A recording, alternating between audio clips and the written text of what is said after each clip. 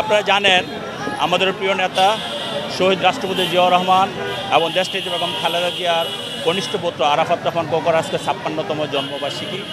আমরা এই ৫৬তম জন্মবার্ষিকী আমরা শহীদের ওনার প্রতি শ্রদ্ধা জানাচ্ছি।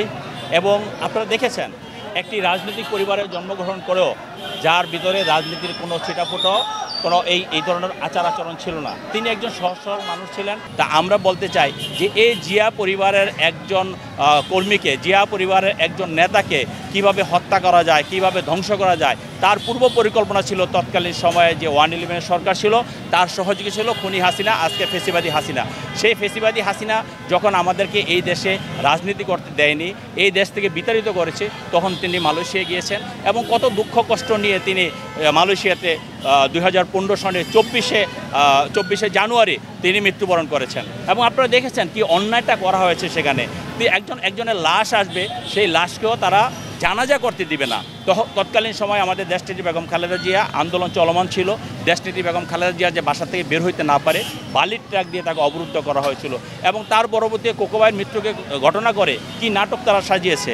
এই খুনি হাসিনা তখন আমাদের অফিসে এসেছে, বিএনপির দেশনেত্রী বেগম খালেদা জিয়ার অফিসে এসেছে, কিন্তু দেশনেত্রী বেগম খালেদা জিয়া তখন অসুস্থ, সেটা জেনে সে ইচ্ছা করে সেখানে এসেছিল যাতে তিনি মানুষের কাছে একটা বাহাবা পায়। কিন্তু এদেশের মানুষ কিন্তু এত বোকা না। এদেশের মানুষ বোঝে যে তুমি নিজে হত্যা করেছো, হত্যাকারী আবার সহানুভূতির জন্য গিয়েছো, কিন্তু তোমার সেটা উদ্দেশ্য ছিল না। তোমার উদ্দেশ্য ছিল দেশবাসীকে কাছে বাহাবা নেওয়া। কাজেই সেটা মানুষ দেখেছে এবং তার বিচার কিন্তু দীর্ঘদিন ধরে এই যে পুঞ্জীবিত ক্ষোভ এবং আরাফাত রহমান কোকো যে কী পরিমাণে জনপ্রিয় ছিল, সেখানে বাইতুল মোকাররম যখন তার জানাজা করতে দিবে না, সেই জানাজায় গিয়ে কিন্তু আপনারা দেখেছেন, আপনারা সাংবাদিকরাই প্রচার করেছেন, শহীদ রাষ্ট্রপতি জিয়াউর রহমানের জানাজা বাংলাদেশের ইতিহাসের সবচেয়ে একটি বিরল ঘটনা এবং সবচেয়ে বড় জানাজা হয়েছিল। তার পরবর্তীতে কিন্তু আরাফাত রহমান কোকর জানাজা বড় হয়েছিল। তা আমরা বলতে চাই জিয়া পরিবারের উপর মানুষের আস্থা আছে, বিশ্বাস আছে। অতীতের শহীদ রাষ্ট্রপতি জিয়াউর রহমানের উপরে আস্থা বিশ্বাস থেকে এদেশের মানুষ তার কার্যক্রম পরিচালনা করেছে, তার দিক নির্দেশনা শুনেছে এবং পরবর্তীতে দেশনেত্রী বেগম খালেদা জিয়ার একই কাজ করেছে, তাকে মানুষ মেনেছে এবং মানুষকে ঐক্যবদ্ধ করে এই দেশকে একটি জাতীয় সেবা দিয়েছে দেশনেত্রী বেগম খালেদা জিয়া।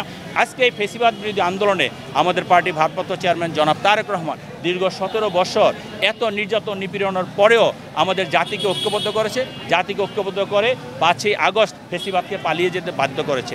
আমরা চাই তারেক রহমানের নেতৃত্বে এবং তারেক রহমান চায় তার নেতৃত্বে আগামী দিনে একটি মানবিক বাংলাদেশ গড়বে, যেখানে যেই বাংলাদেশে আরাফাত রহমান কোকর মতো আর কোনো মানুষের অন্যায়ভাবে জীবন দিতে হবে না, চিকিৎসা থেকে বঞ্চিত হতে হবে না, ফ্যামিলি থেকে বঞ্চিত হবে না।